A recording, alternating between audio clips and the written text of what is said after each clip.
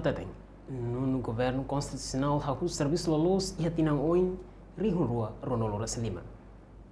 Assunto ne hato Rusi primeiro-ministro Kairala Sanana Guzmão. Quinta-feira, Loronhat Fulang Abril Tinane e a Palácio Presidencial Baripite Dili.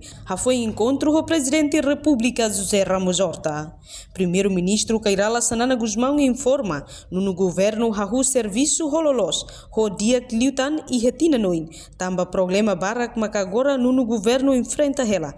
Tangne governo se halo rotação no estuda ela o ensamak hadia problema Sirane.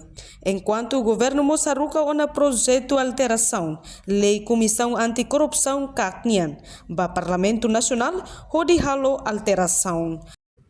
O governo ainda nem é de serviço sobre nós, só ia 2025. Mas o problema para que eu falei nisso, eu tenho dinheiro, a nós, se halo a auditoria. Agora, vamos se halo a votação. Era australiano, eu estava de noite, a minha estuda ela, não sabe, a tudo, faz, caso sirva para o turismo, faz para tudo, e ela estava lá, não lhe tinha batina, está bom, para.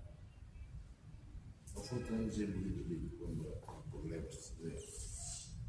A me simulei, problemas barcos, a ter que resolver. Lembra que explicou o presidente?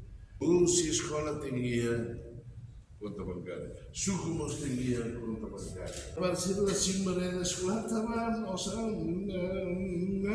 sai, é uma bala, só se careta ou sem conta bancária.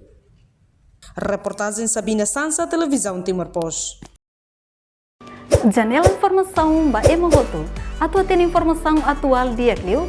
Kita haluha, haneham botão subscribe, like, halo comentário no Fahia Tutang ba media sosial hotu.